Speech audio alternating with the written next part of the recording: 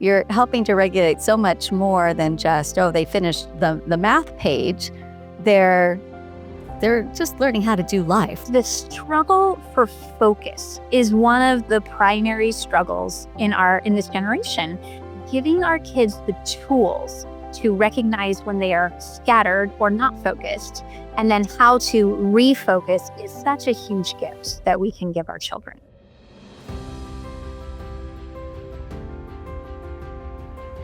Welcome to CHEA's California Homeschool podcast. I'm Angela Lasch, and I'm so glad you're here today. Let me know if you can relate to this. You finally sit down to start school for the day. You have your lesson planned, you've got your coffee in hand, but your child cannot sit still. They're wiggly, they're fidgeting, they're distracted, and they want to go outside. And you're wondering if you're doing something wrong. Why can't they just sit still? But what if I told you that the wiggling isn't the problem, and the movement that your child wants so badly is actually exactly what their brain needs to learn? Well, today I am sitting down with Heather Haupt, author of The Ultimate Guide to Brain Breaks and founder of Cultivated Learning. Heather brings a background in neuroscience to the homeschool conversation, and she is here to help us understand why movement is not a distraction from learning. It is how God designed the brain to learn best. And what I love best about talking with Heather is that she was homeschooled herself and is now homeschooling her 5 children. So she's not speaking to us from the outside looking in. She has lived this and she gets it. So let's welcome Heather. Well, hello, Heather. Welcome. I'm so glad that we get to record this podcast today. How are you? I'm doing well. It is such a delight to be here with you. Hey, well, let's just jump right in and get started. We have some really good questions for you. And I know that whoever's listening is just going to be really blessed and encouraged by the information you have to share. But before we get into all that, let's find out a little bit about you. So I know you have 5 children, but that not only are you homeschooling, but that you yourself were homeschooled. So how has being homeschooled and homeschooling yourself, just let you see this from both sides, how has that helped just shape your journey and how you're homeschooling your kids? Well, homeschooling has had a profound effect on me, both on the student end and then now on the parenting end. I think even more so now that I've graduated my older 3, just a lot of reflection this year because my baby boy graduated. And I look and I was that wiggly child. So I'm super excited about this topic today because I was the child that could not sit still. And there was nothing wrong with me. My brain worked a little different and I needed to wiggle. And that was actually what prompted my parents to make that radical decision to pull me out of school back in the 1980s when it was really, really, really weird. And so I knew that I had that need to wiggle. And my mom just learned how to work with that and how to find those balances. And she talked a lot to me about the process of how you think and how you learn. And so what I appreciated was that my sisters and I were all different. And she would point that out and just delight in how God had wired each of us. So we knew that there wasn't anything wrong with us, but that God had wired us differently and that it was her job and mine to figure out how I learned best. And so that just had a real shaping impact so that when I met my husband, one of the first questions I asked him is I was like, okay, if this works out and we're to get married, I want to homeschool my kids. What do you think? And he's just sort of looking at me going, okay, we're going there already. And, but it was because I knew that my situation would have been so different had I remained in a traditional school setting. And so that had a shaping influence on me because I saw that we learned differently. I saw that my need to move differed from my sisters. And so it gave me, from a child perspective, a self-awareness that I think that I'm grateful for that homeschooling helps me develop is that ability to go, oh, I'm not focused right now, and to take responsibility and own that. And then now, as a parent, I was given 3 boys in 3.5 years, and that was intense. And they need to move. And even within the boy realm, because I know boys tend to be more movers and shakers than girls. But even with my 3 boys, there was a different level of need for movement, different times, different situations. And so that was the beauty of homeschooling, is being able to zero in on, okay, what do each of my children need? And how can we help set up a home that cultivates that? I love that so much. Yeah, I also have 3 boys, but we stopped there. Didn't have the girls, but have 3 boys, and that was just one of the first things I realized once we started homeschooling is they learned so differently. I mean, the same curriculum wouldn't work for them. I mean, just all of it, and I just love sharing that with people now is that everybody learns differently. There's yeah, wrong or right? No, there's no wrong or right. God created us all different, but let's start with the basics. What is a brain break? And how is that different from just letting your kids run around when they start getting wiggly? There is a huge difference. The unifying factor is you're giving them the opportunity to get up and move. And so just the physical, and we'll talk a little bit more about the science in a little bit, but the physical act of moving wakes up and activates the brain. When we go to give our children a break, and any of you who have given your child a break because they need to get their wiggles out midterm, know it's so hard to rein them back in. So there were times I'd be like, okay, go take a quick break in the backyard. And it's never quick. My kids managed to find like the far reaches of the backyard where they knew I wouldn't see them and they would hope I would. I mean, back in the day, get on my computer. Now it's worse because my phone's right there to distract me, that they were banking on me getting distracted so that they could extend their little break into an all-day break. And I'm embarrassed to say that that happened a couple of times where I would realize, oh my goodness, it's been 2 hours and I don't know where my children are. I mean, they're in the backyard, but or up in their closet quietly playing Legos so I don't notice that they are playing and not doing what they're supposed to do. So a brain break is a quick 2 to 3, sometimes up to 5-minute break that's very concentrated and specific. So it serves the specific function of waking up the brain so that you're focused, but the purpose is so that you can dive back in and then refocus on whatever it is that you're in the middle of.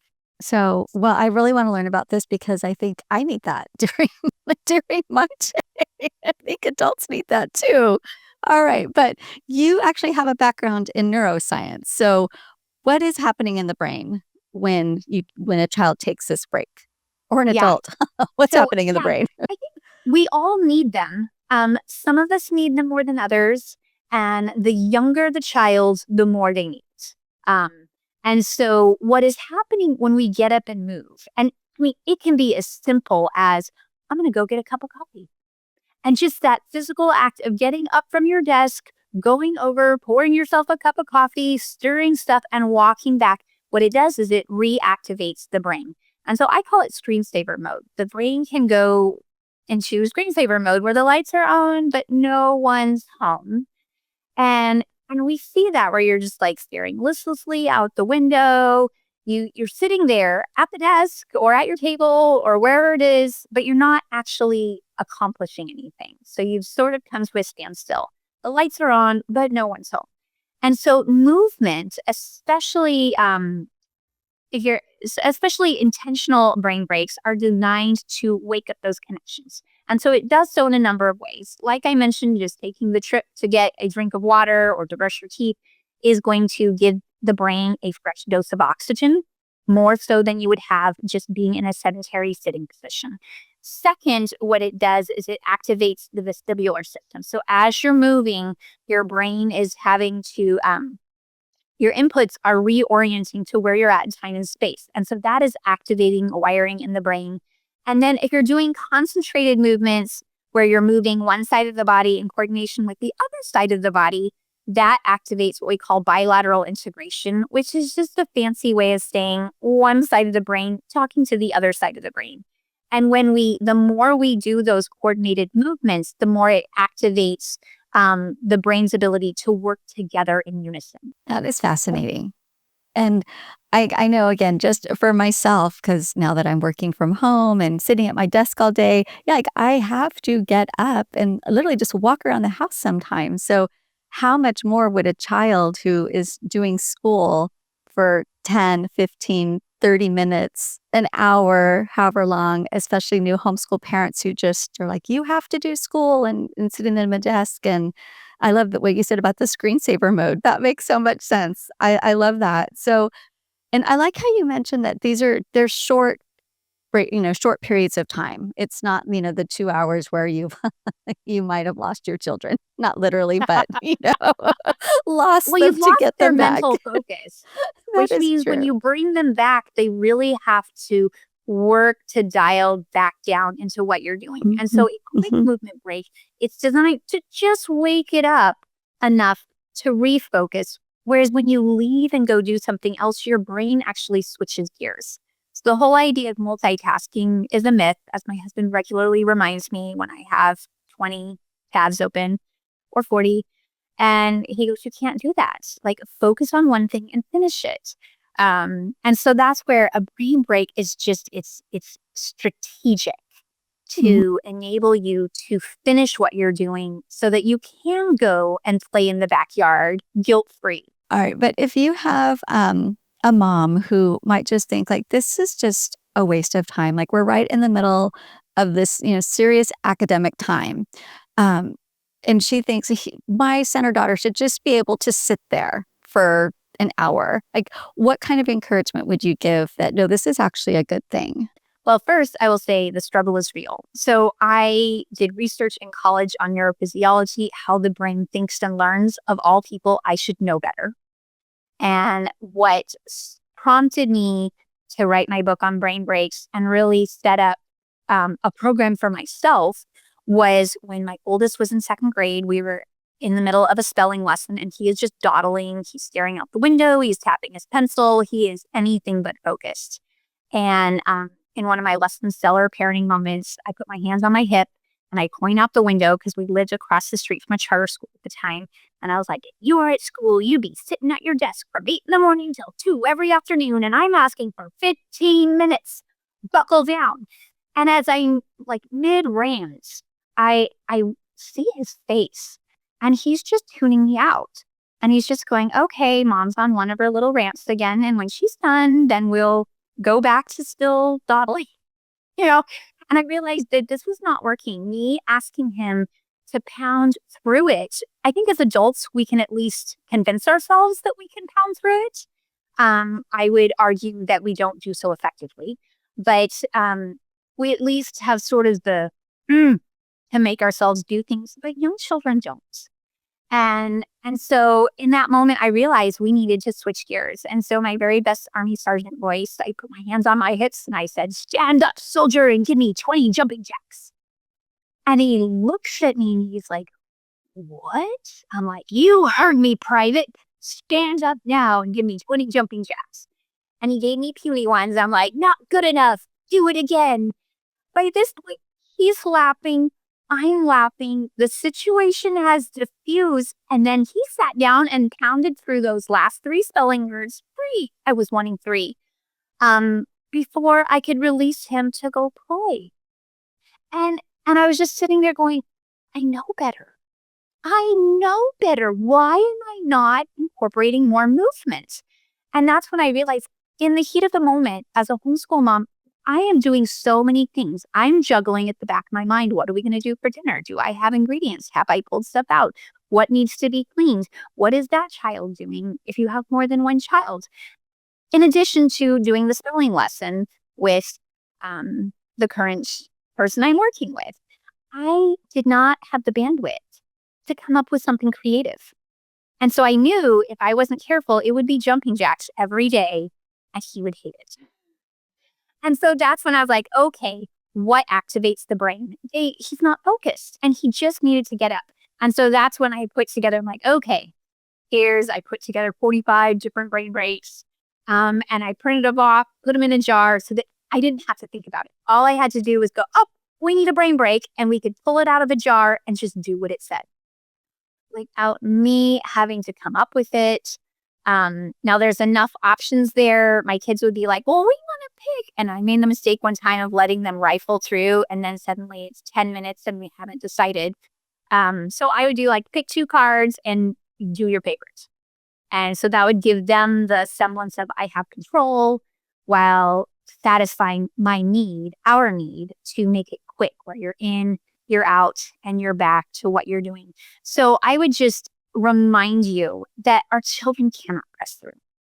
And the best thing we can do for them is to give them a quick break to reorient so that they can refocus. It will help you in the moment and it will serve you well and them well in the long run. So how would that look practically? Like if you wanted to try to, I guess, put that in your schedule, like for the moms who are, very organized and they're like, we do math from 9 to 10 and history, however the schedule might look, how would you incorporate it without, ruining the whole rhythm of the day or making it feel like you're losing control of the day? This is where there's a balance of embracing the beauty of rhythm, going, how can I work this into our daily rhythms so we don't have to think about it, so we have something that's reliable, and then balancing that with, and we might need to be spontaneous.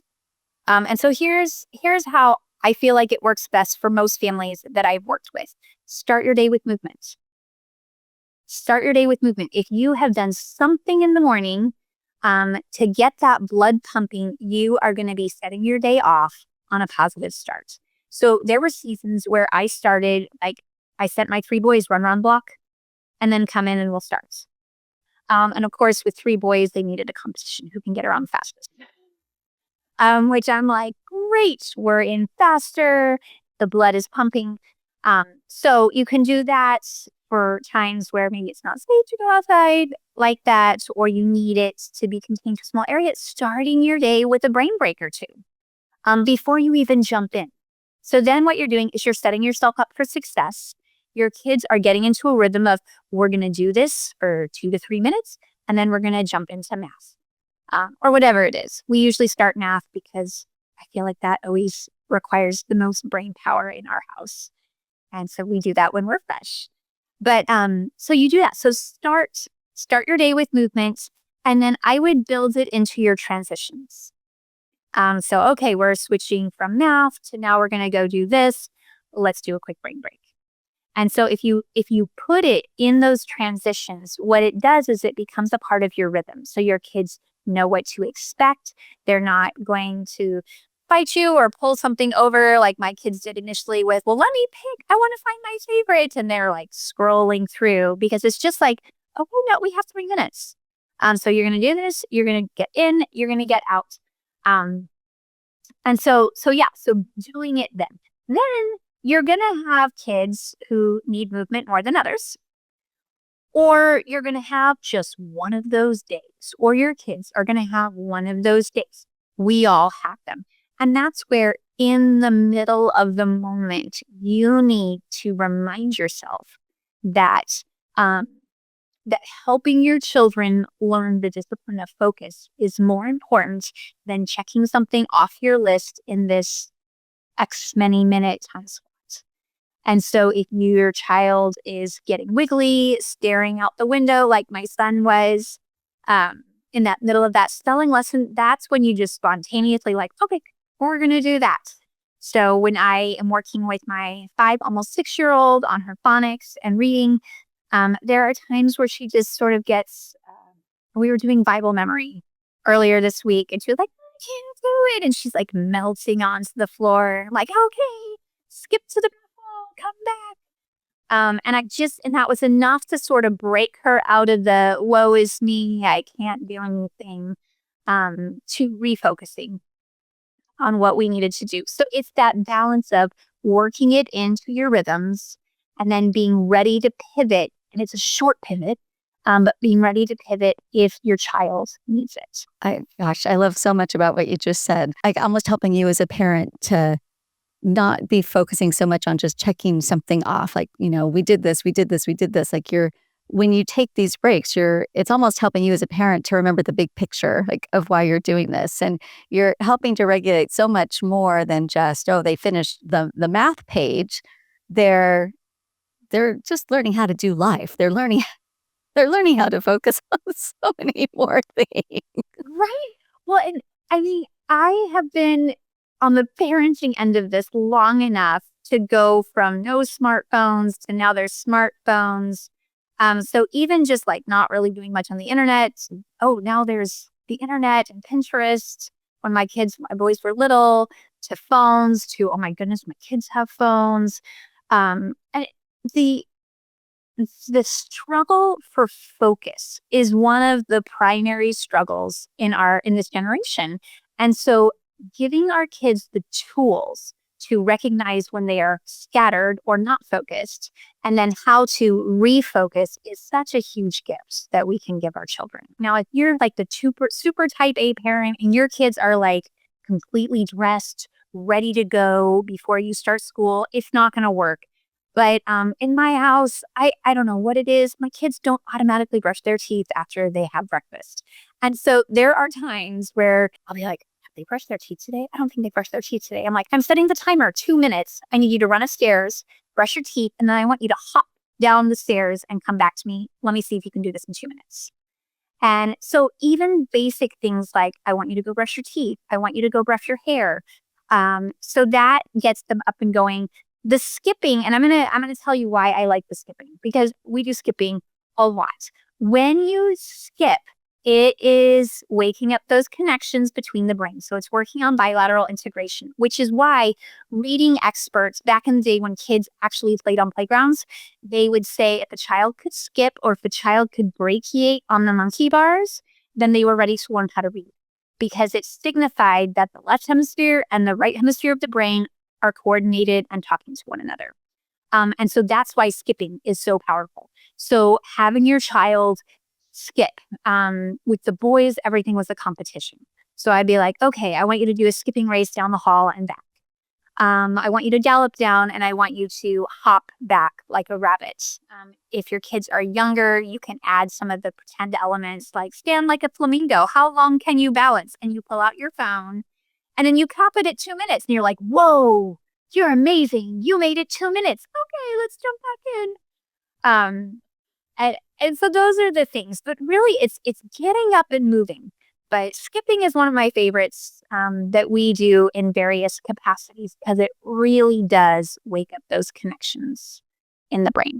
Wow. Thank you for sharing those. Okay, my neighbor's going to be like, why is that woman skipping in her backyard? That's what I'm going to be doing on my break today. All right. Well, you've shared so much. I'm so excited for this, and I'm so excited that you are going to be coming to our convention in July. So you're going to be one of our speakers that people are going to be able to meet, and you're going to be able to share. So what kind of things can people look forward to if they're coming to convention that they're going to be able to hear you talk about? Yeah, I am so excited to come. I came to a couple of the CHEA conventions as a girl with my mom, back in the last millennium, and loved it. So I am so excited to come to Southern California in July. I'm going to be doing 4 workshops. One that I'm really excited about, I'm coming out with my mom, and she and I are going to be doing a talk called Homeschooling and Still Loving Each Other, because homeschooling is hard. And so we want to encourage you to lean into the conflict, and that is part of the process of growing closer together. And so we're excited to just share hope that even in the midst of conflict, God is faithful and can draw you together as a family and build relationships. So I'm really excited about that one. It's always a treat when I get to do that with my mom, because some of the stories that my sons and I, or my daughters, I'm not quite ready to tell all of the nitty gritty yet, because they're not ready to tell it. And so it's fun with my mom and I because we can just get real and raw. So I'm also doing a talk on homeschooling in the early years. And so that is something I'm really passionate about, which actually incorporates a lot of the movement, because what we do to help older kids focus having that movement helps wire the brain and get young children ready to learn. So we're going to talk a lot about developmental stages and what to expect in the preschool years, the kindergarten years, and the first or second grade-ish years. And so I'm very excited about that. And then I'm going to do a talk called Stepping Outside the School Box, creating a home where you learn, because learning at home is different than trying to transport and create a school in your house. And homeschooling is going to go so much better for you when you embrace a home where you learn rather than try to recreate a classroom model in your home. And that's hard. And it's so hard that I was pulled out halfway through first grade. So my memories of traditional school are slim. I was homeschooled most of the way through. And yet I will still find myself slipping into some of these patterns because it is so just in our culture. It's in the air we breathe. And so we just need reminders that, hey, we get to do things different. And then finally, I'm going to be doing a talk on starting the year strong. What are systems that you can put in place so that you are ready to have a smoothish start to your year, recognizing that you are human and you're raising tiny humans. So things can happen. But there's things we can do to prepare that just make for smoother days. So I'm excited about that one too. We are so excited too. I can't wait. And to meet your mom too. That's really exciting. I love second generation homeschool families. If there is somebody listening today and maybe they're not going to be able to come to convention, is there just any last word of advice or wisdom or encouragement that you'd want to give them today? Well, the verse, and I'm blanking on where it's found, but he who has begun a good work in you will complete it, comes to mind. And so when God has called you to something, and you know he's already called you to parent your children, homeschooling just takes parenting to another level. You're doing it literally 24/7. There's hard moments, and there's moments where you second guess yourself. And so I guess the first thing I want to tell you, if you are in a moment where you're second guessing yourself, is I want to let you know that we have all been there. In fact, I think it's ironic that we're recording today because I was up at 3 this morning having one of those, what am I doing? Am I ruining my children? And I had to recognize that those were lies from the enemy. And it was not true. And then also be open to the Holy Spirit moving and, well, what do I need to change? And so homeschooling is a sanctifying work. It is a sanctifying work in your own heart, and it is a sanctifying work in the lives of your children. But it is beautiful because it gives you the opportunity to work through that in real time. I teach homeschool classes in my community here, high school biology.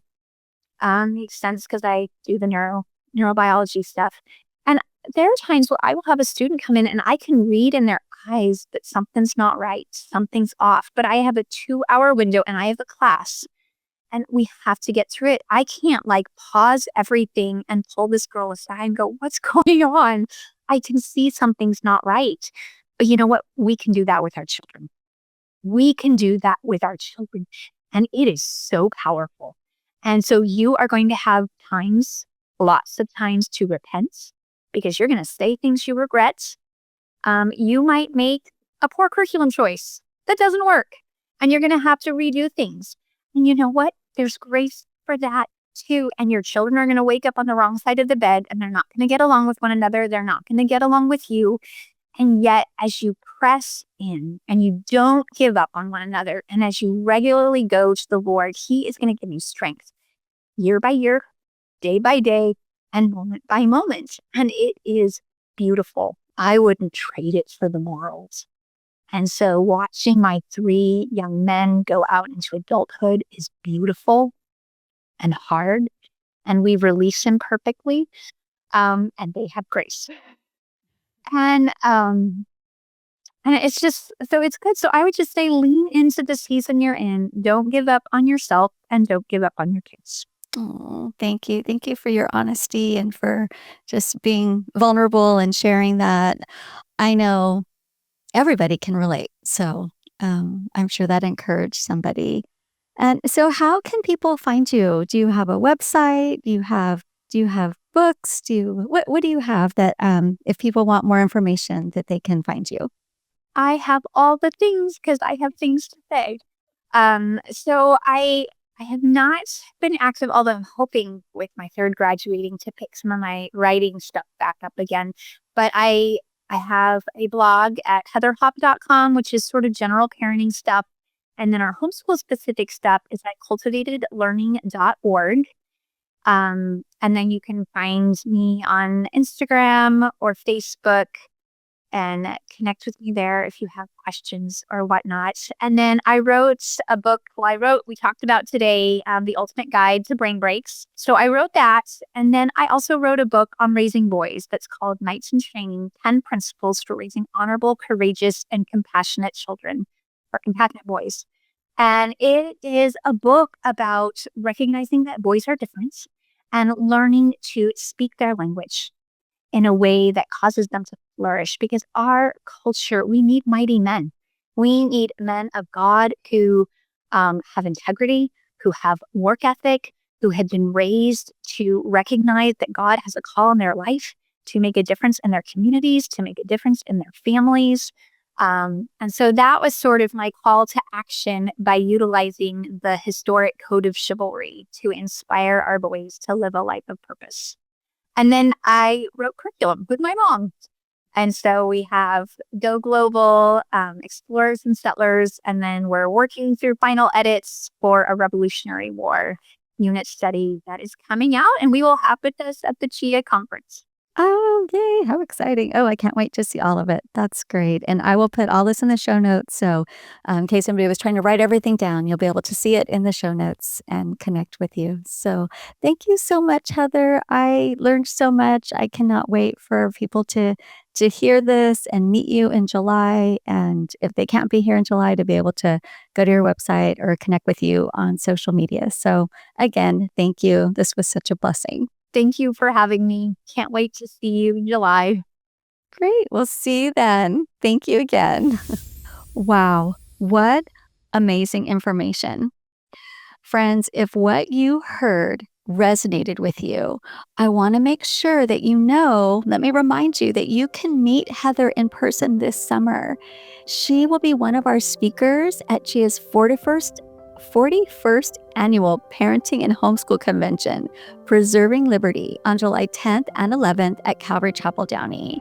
I would love to see you there. I know Heather would love to meet you. So please go to our website, CHEAofCA.org, to get all the information you need to register. And if this episode encouraged you, the best thing you can do is subscribe to the California Homeschool Podcast. We're here once a month to encourage and equip you on your homeschool journey. So please, if you have a minute, leave us a review. It truly helps more families find us. So until next time, God bless you, and remember that you can homeschool, and CHEA is here to help you. Brought to you by thepodcastupload.com, empowering faith-driven voices.